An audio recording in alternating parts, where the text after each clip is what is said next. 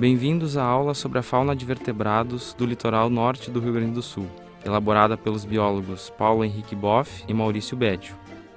A partir de agora, você irá conhecer a fauna de vertebrados que habita os diferentes ambientes do município de Osório e região. Você irá visualizar como a região abriga diferentes grupos de animais, desde os pequenos peixes encontrados nas lagoas, os anfíbios, os répteis, as aves migratórias, até os grandes mamíferos que habitam os campos da planície ou as florestas das áreas montanhosas. Você irá entender por que esta região é importante para a fauna e quais são as ameaças que comprometem a vida destes animais. Você sabe quem são os animais vertebrados? Eles apresentam uma coluna vertebral desenvolvida, formada por uma série de ossos articulados que auxiliam na sustentação corporal, na proteção da medula e flexibilidade. Agora você já pode ter uma ideia de que animais estamos falando. Vamos desvendá-los a seguir? Para conhecer os animais, é preciso antes reconhecer os ambientes em que eles vivem. Você já deve ter ouvido falar do termo bioma. São locais de grande amplitude geográfica que apresentam semelhanças em termos de vegetação, clima, geologia e hidrografia. No Brasil, são encontrados 6 biomas terrestres, além do bioma marinho. E na porção continental do Rio Grande do Sul, encontramos o bioma Mata Atlântica, onde predominam as florestas, e o bioma Pampa, onde prevalece o campo. Osório está situado neste grande ecótono, ou seja, na área de proximidade entre dois biomas, e por isso a fauna de vertebrados é bastante diversificada. Agora que você já aprendeu 2 conceitos importantes, vamos unir estas 2 ideias para entender quem são e onde vivem os animais silvestres na região de Osório. Vamos começar a desvendar os animais a partir das lagoas naturais. Foi justamente no ambiente aquático que os vertebrados iniciaram sua evolução. Os peixes foram os primeiros vertebrados a surgir. A maioria deles respira por brânquias e possui membros transformados em nadadeira, próprios para a vida aquática. Hoje, os peixes constituem mais de 50% das espécies de vertebrados, e a região da América do Sul e Central concentra o maior número de espécies em todo o mundo, com estimativas de até 8.000 diferentes espécies. No interior das lagoas e canais podem ser encontrados os peixes ósseos de maior porte, os preferidos dos pescadores: a traíra, o jundiá, o cascudo viola, peixe-rei, a joaninha e o cará. Já nos demais ambientes aquáticos próximos às lagoas, como os banhados, campos alagados e riachos no interior das matas de restinga, encontramos espécies de menor porte, adaptadas a pequenos corpos hídricos de águas rasas. Neste grupo estão espécies com hábito de vida peculiar, como o peixe anual. Os peixes anuais têm um ciclo de vida curto, cerca de 1 ano, tendo apenas um ciclo reprodutivo na vida. Esta estratégia evolutiva é denominada semeoparidade. Os ovos permanecem no solo seco durante o verão e outono, eclodindo no inverno e primavera com a chegada das chuvas. Em pouco tempo, os indivíduos se tornam adultos e reproduzem, depositando os ovos novamente no solo, onde permanecem até o período de chuvas do ano seguinte. Portanto, qualquer impedimento à reprodução, como destruição ou alteração do habitat, pode levar à extinção da espécie em um determinado local. Vivendo em áreas vegetadas, na beira das lagoas, encontramos um peixe estranho, com formato de serpente, o mussum. Este peixe, sem escamas, é inofensivo e, durante períodos de seca, podem sobreviver em túneis envoltos no lodo por longos períodos, até que a água retorne para próximo de seu esconderijo. Na região das montanhas florestadas, podemos encontrar peixes de pequeno porte, adaptados a ambientes lóticos, ou seja, rios e riachos com correnteza contínua.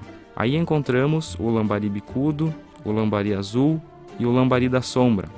O lambari da sombra é considerado quase ameaçado no Rio Grande do Sul, ou seja, corre risco de ser extinto caso seu habitat seja modificado. Ele vive exclusivamente em águas limpas, transparentes e sombreadas pela vegetação, e por isso é muito sensível. Você consegue reconhecer este som ao fundo? Preste bem atenção. Qual será o animal que o emite? Você pode imaginar? Pois bem, este som é emitido por um anfíbio.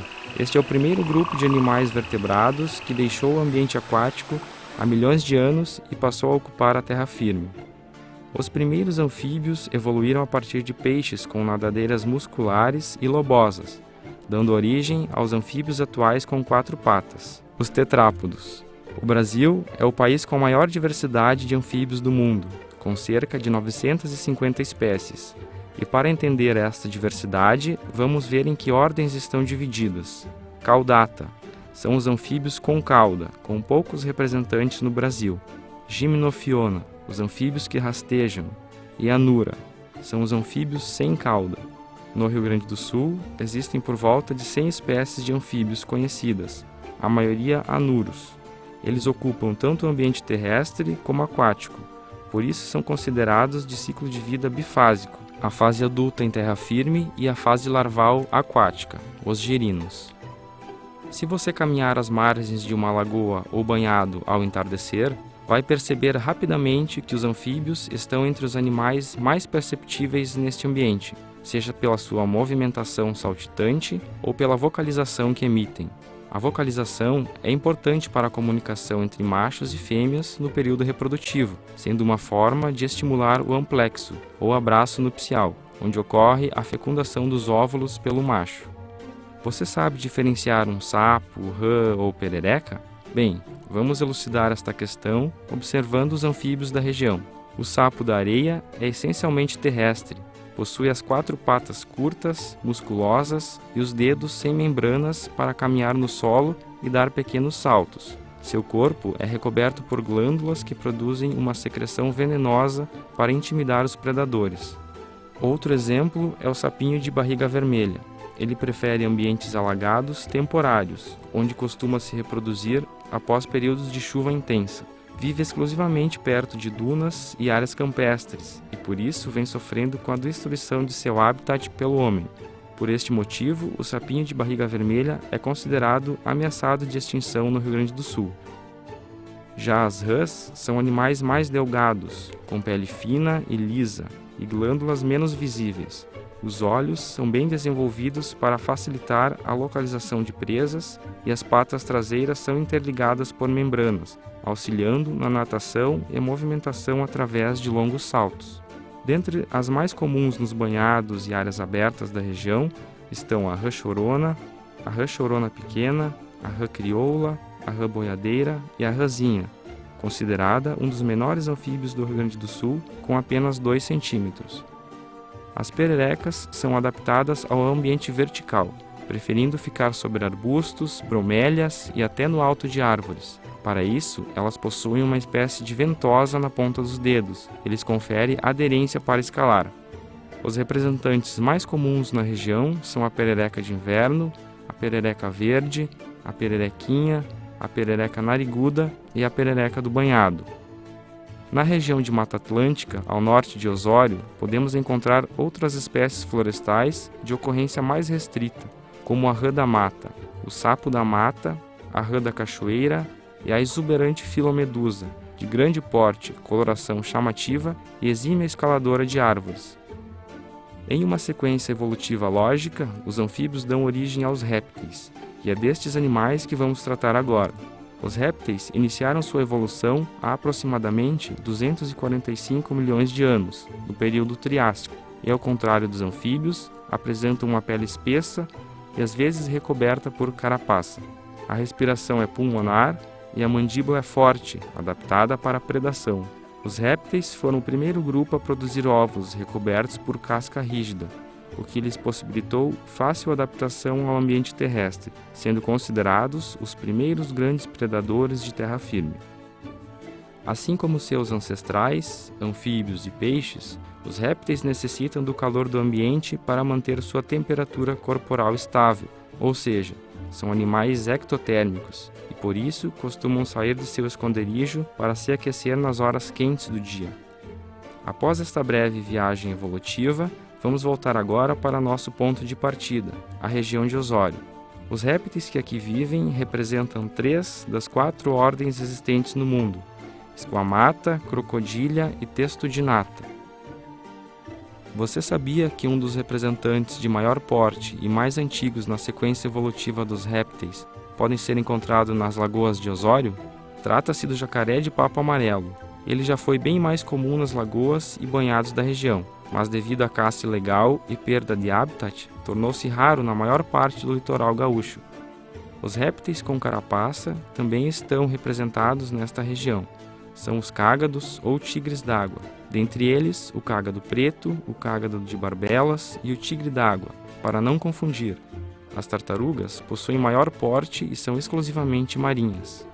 No ambiente campestre que circunda as lagoas costeiras, podemos encontrar diversas espécies de serpentes, algumas bem coloridas e chamativas, como a jararaca da praia, especialista em predar anfíbios, a jararaquinha do banhado, a discreta cobra d'água, serpente esta que se alimenta de peixes, a cobra verde ou a corredeira pequena. Algumas serpentes de maior porte e de importância médica também ocorrem na região, como a cruzeira e a jararaca. Estas serpentes possuem peçonha altamente tóxica, com dentes altamente adaptados para injetar veneno. No entanto, o ataque ao homem é raro e só ocorre quando a serpente se sentir perturbada. Outro habitante comum dos campos e também próximo de aglomerados urbanos é o lagarto teiu, que se alimenta de frutas e até rejeitos humanos. Além do teiu, é importante destacar a presença da lagartixa das dunas. Este pequeno réptil é encontrado exclusivamente nas zonas arenosas de dunas ao longo da praia, onde demonstra uma camuflagem impressionante. A lagartixa das dunas é outra espécie que sofre com a destruição de seu habitat e por isso é considerada ameaçada de extinção no Rio Grande do Sul. Na região de Floresta Atlântica, existem os répteis adaptados a viver no solo da mata, como a corredeira do mato grande e espécies arborícolas, como a cobra-cipó e a iguana verde, que possui uma coloração mimética que se confunde com a vegetação. Agora que você já aprendeu sobre a vida dos peixes, anfíbios e répteis, vamos partir para a vida das aves. Foi a partir de répteis voadores que as aves evoluíram. Adquiriram penas, ossos mais leves e ocos e o corpo aerodinâmico, que lhes conferiu sucesso evolutivo com uma grande variedade de espécies, mais de 10 mil no mundo. O Brasil é um dos países que concentra o maior número de espécies, e no Rio Grande do Sul podem ser encontradas mais de 660 diferentes espécies de aves. Devido à capacidade de voar, elas podem ser encontradas em praticamente todos os ambientes, na água, na terra, no ar e até mesmo nas geleiras. Algumas residem o ano inteiro na mesma região, outras se deslocam milhares de quilômetros todos os anos para buscar alimento e local adequado para a reprodução. São as aves migratórias. Ao migrar, durante o verão ou inverno, muitas espécies passam em bandos pela região de Osório e às vezes permanecem na beira de lagoas, campos e praia para buscar alimento ou reproduzir antes de retornarem para sua área de invernagem. Durante o verão, encontramos na região aves vindas da América do Norte, como o maçarico de colete, o maçarico grande de perna amarela, a andorinha de bando, o bacurau norte-americano e ainda o possante falcão peregrino. Provindos da América Central e Centro-Norte do Brasil, encontramos o esbelto príncipe, a tesourinha, o suiriri e a andorinha do campo. Durante o inverno, chegam as aves do sul da América do Sul, fugindo do rigoroso inverno austral, como a batuíra de peito tijolo, a calhanda de três rabos, o pequeno colegial, além de bandos de marrecas. Estas espécies são consideradas migradoras de média e curta distância, ao contrário das aves migratórias de verão, que se deslocam milhares de quilômetros. Entrando agora nas áreas de floresta atlântica, podemos encontrar uma grande variedade de aves, com muitas formas e cores, pois no bioma Mata Atlântica é encontrada uma das maiores diversidades de aves do mundo, um hotspot de biodiversidade.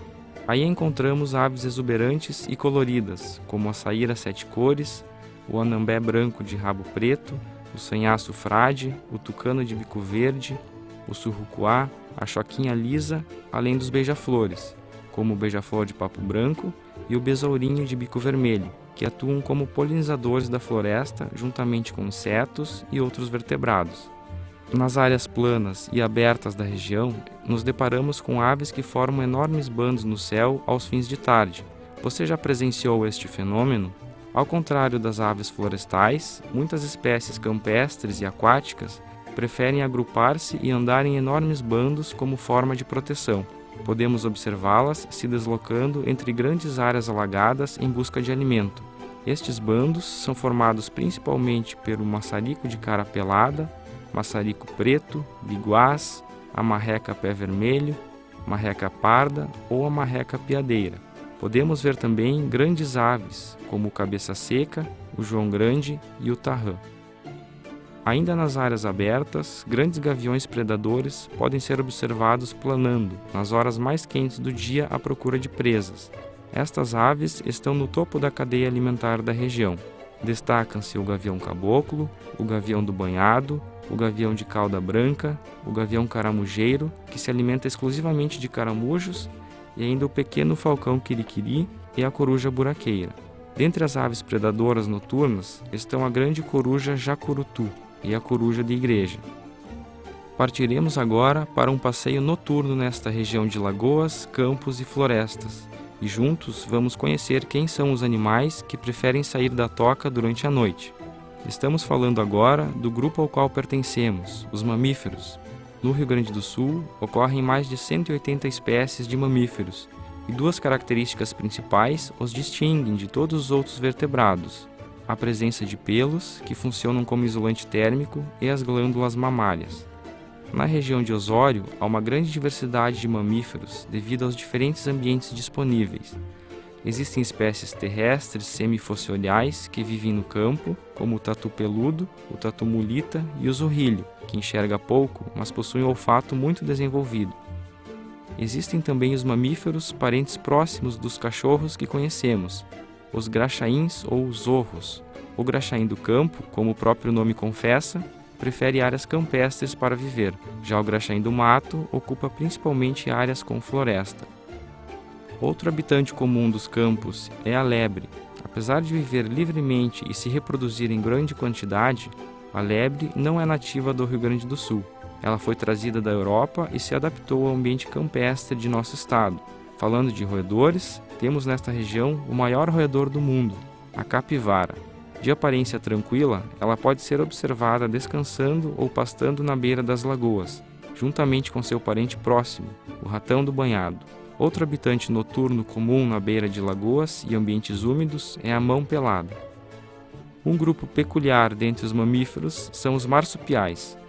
A exemplo do gambá de orelha branca encontrado em áreas de floresta e até próximo de residências humanas, os marsupiais possuem uma bolsa no abdômen para proteger os filhotes, que ao nascerem, muito pequenos e sem pelos, se deslocam até esta bolsa, onde permanecem agarrados nas mamas da mãe até adquirirem a capacidade de sobreviver sozinhos. Existem espécies bem típicas na região que vivem em áreas florestadas, como a cuíca anã e a cuíca de 4 olhos. Existem também os pequenos roedores fossoriais, os tucutucos, que permanecem a maior parte do tempo em túneis escavados junto às dunas do litoral. Eles são exímios escavadores e possuem o corpo adaptado para tal atividade, sendo, portanto, diferentes dos ratos comuns que conhecemos. Por viverem somente nas linhas de dunas do litoral, estes animais sofrem com a modificação e destruição deste ambiente, por isso são raros e ameaçados de extinção no Rio Grande do Sul. Voltando agora para as áreas de floresta atlântica, podemos encontrar mamíferos herbívoros de grande porte, como o veado-virá, e os gatos selvagens carnívoros, de pequeno e médio porte, como o gato do mato pequeno e a jaguatirica. Ambos se alimentam de outros vertebrados menores, no entanto, são difíceis de serem visualizados por evitar a presença humana. Encontramos ainda exímios roedores escaladores, os esquilos. No alto das árvores, eles se alimentam de sementes, frutos e pequenos invertebrados. Outro escalador assíduo nas matas é o tamanduá-mirim. Apesar de ser corpulento, se alimenta de insetos e formigas. Acima do solo das florestas e também nas áreas campestres, podemos encontrar os mamíferos voadores. Isso mesmo, os morcegos.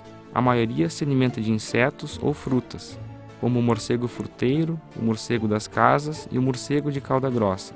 Esses animais são ótimos dispersores de sementes, polinizadores de flores e controlam a população de insetos. No Rio Grande do Sul, existe apenas uma espécie de morcego hematófago, que se alimenta de sangue. É o morcego vampiro. Esta espécie é transmissora da raiva bovina. Ao contrário do mito popular, Ela apenas se alimenta do sangue de mamíferos silvestres e domésticos, não atacando o homem. Você notou que algumas espécies mencionadas estão ameaçadas de extinção devido à pressão que sofrem com a destruição do ambiente natural. Estas informações são provenientes de estudos realizados por especialistas que analisaram o estado de conservação de quase 1.600 espécies, gerando uma lista com 280 diferentes táxons, inseridos em algum grau de ameaça, além de 10 espécies já extintas em nosso estado. As espécies foram classificadas em 6 diferentes categorias, conforme o Decreto Estadual número 51.797 de 2014.